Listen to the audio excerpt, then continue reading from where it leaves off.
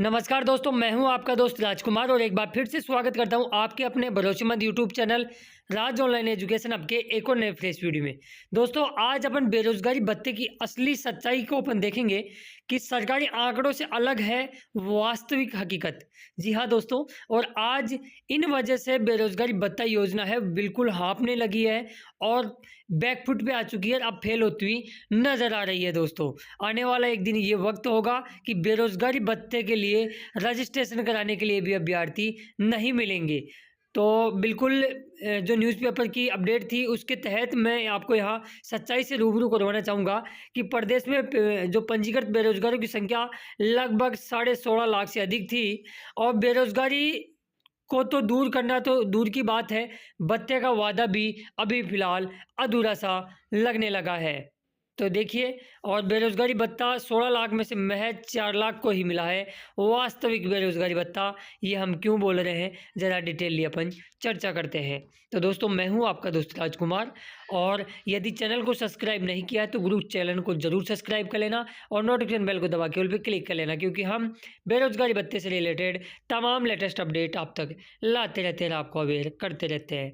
जिस प्रकार ये वाली जो न्यूज़ कल आई थी विधानसभा में, 17.5 लाख बेरोजगार पंजीकृत बताए गए और उनमें से मंत्री महोदय ने केवल 29,000 को ही बताया कि अब पात्र बचे हैं।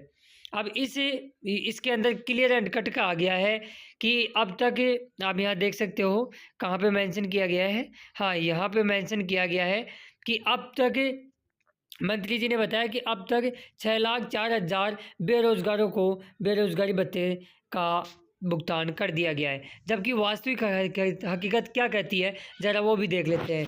कुछ दिन पहले की ये पुरानी न्यूज़ में दिखा रहा हूँ, लेकिन इसके डाटा अपन एनालिसिस करते हैं। ये लगभग आप मान के चल सकते हो मार्च की न्यूज़पेपर की अपडेट थी, जयपुर के अंदर आई थी, और इसमें कहा गया कि राजस्थान में 1 फरवरी 2022 तक उस टाइम रिकॉर्ड थे, मतलब जो डाटा थे मार्च के अंदर वो फरवरी के जारी किए गए थे। उसमें कहा गया था कि जो बेरोजगारों की संख्या है 6,11,831 युवाओं ने मुख्यमंत्री योजना के तहत भत्ते के लिए आवेदन किया है। अब इसके बाद में इसमें बताया गया है कि जनवरी तक 4,02,826 युवाओं को बेरोजगारी भत्ते का भुगतान तक कर दिया है। अब मुझे ये बताइए कि उनका वर्तमान में चालू था, तो फिर ऐसा क्या हुआ कि 4 महीने में ये आंकड़ा 6 लाख से ऊपर पहुंच गया। तो दोस्तों, इसके पीछे की वास्तविक हकीकत सरकार बयान नहीं कर पा रही है। ज़रा मैं यहाँ आपको बता देता हूँ कि इसके में भी यही कहा गया था कि 4,02,882 बेरोजगारों को भत्ता दिया जा चुका है, जबकि वास्तविक स्थिति दोस्तों यह है कि इसके अंदर बेरोजगारी भत्ते में इंटर्नशिप नियम की वजह से लगभग 2.5 से 3 लाख अभ्यर्थी तो वो अभ्यर्थी हैं जिनका बेरोजगारी भत्ता किसी को 10 दिन का, किसी को 15 दिन का, तो लास्ट अमूमन एवरेज की बात करें तो लगभग 2 से 2.5 लाख कैंडिडेट ऐसे हैं इसमें जिनको केवल 1 महीने का बेरोजगारी भत्ता दिया गया। जबकि राज्य सरकार कल विधानसभा में पीठ थपथपा रही थी कि हमने 6 लाख से ऊपर बेरोजगारों को बेरोजगारी भत्ता दे दिया जो ज़रूरतमंद हैं। ये पुरानी न्यूज़पेपर की मैं अपडेट दिखा रहा हूँ, किसी को ऐसा ना होना चाहिए। ये तो मैं केवल डाटा एनालिसिस करने के लिए दिखाया हूँ, बाकी ये वाली कल की अपडेट है, ठीक है। तो अब में वास्तविक स्थिति यह है कि इंटर्नशिप योजना लागू होने के बाद में काफ़ी दोस्तों को इनका पता नहीं था कि इसके अंदर क्या करना है, कैसे ज्वाइनिंग करना है, कैसे प्रोफेशनल डिग्री अपलोड करनी है। इसके अभाव में बेरोजगारी भत्ता बंद किए गए हैं और राज्य सरकार को ये भी इसमें सुनिश्चित करना चाहिए कि इनका बेरोजगारी भत्ता जिनका बंद हो गया सूचना के अभाव में, उनका भत्ता कब तक स्टार्ट होगा। आदेश तो निकाल दिए, वो भी आधे अधूरे निकाले दोस्तों। आदेश में कहीं पे भी ये मेंशन नहीं किया गया है। कई जगह जिला रोजगार अधिकारी ये कहते हैं और भगा देते हैं बेरोजगारों को कि जाओ तुम्हारी एप्लीकेशन नहीं लेंगे, जिन्होंने केवल प्रोफेशनल डिग्री अपलोड नहीं की थी उनकी ही एप्लीकेशन लेंगे। तो ऐसा कौन सा तरीका हुआ भाई जिन्होंने प्रोफेशनल डिग्री अपलोड की है एसएसओ आईडी में, तो इसका मतलब ये है कि वास्तव में वो इंटर्नशिप करना चाहता है। अब उसके पास टैक्स मैसेज नहीं आया है तो उसमें उसकी क्या गलती है भाई, तो उसका बेरोजगारी भत्ता बंद हुआ है। लगभग 70 से 80 हज़ार पूरे राजस्थान में ऐसे कैंडिडेट हैं जिनका बेरोजगारी भत्ता इस वजह से भी बंद हुआ है, बल्कि उन्होंने प्रोफेशनल डिग्री अपलोड कर दी थी, इंटर्नशिप का मैसेज उनके पास नहीं आया पाया, या फिर उनके मोबाइल नंबर जो पुराने दे रखे थे उस वक्त वो बंद हो गए या अन्य कोई कारण। लेकिन दोस्तों, रोजगार कार्यालय को स्पष्ट करना चाहिए भाई इंटर्नशिप की वजह से ही तो दोनों कारण हुए हैं। उत्पन्न क्यों हुई ये समस्या? इसी वजह से हुई। तो फिर इसमें भेदभाव नहीं करना चाहिए। बिना किसी भेदभाव के इनका बेरोज़गारी भत्ता फिर से अप्रूव करना चाहिए। इसके अलावा ये न्यूज़पेपर कल की है, जहाँ मैं अपडेट यहाँ दिखा देता हूँ कि बेरोज़गारी तो दूर की बात है, भत्ते का वादा भी अभी अधूरा है।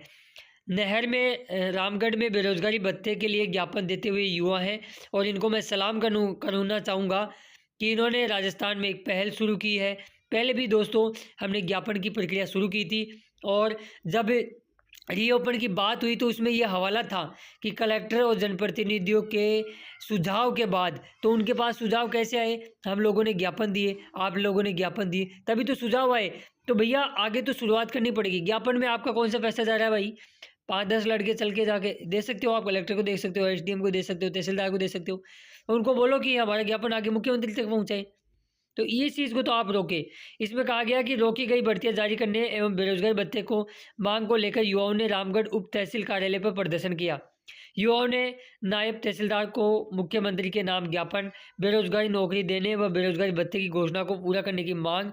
तो इसमें मौके पर ये कैंडिडेट वहाँ मौजूद थे, तो इनको मेरा सलाम है और आप सभी दोस्तों से मेरा निवेदन है कि इस प्रकार की एक्टिविटी आप भी ज़रूर निभाइए दोस्तों, वरना वास्तविक हकीकत ये है कि बेरोज़गारी भत्ता योजना अब हाँफती हुई नज़र आ रही है और दम तोड़ती हुई नज़र आ रही है। एक दिन जल्द ही वो इसी साल में ऐसा भी मौका आएगा कि बेरोज़गार भत्ते के फॉर्म चेक करने के लिए भी नहीं बचेंगे विभाग के कर्मचारियों के पास और वो केवल आएँगे ऑफ़िस और बैठे रहेंगे, कभी बिल पास होगा तो बिल पास करके चले जाएँगे और घर चले जाएँगे। क्योंकि इस वक़्त बहुत कम कैंडिडेट क्रेज़ ही नहीं रहा है यार बेरोज़गारी भत्ते का। तो इससे वास्तविक चीज़ को समझने का कोशिश कीजिए। अभी जिन कैंडिडेटों को मिल गया है या पूरा होने वाला है, वो तो ये सोच रहे हैं कि हमारी तो मौज हो गई।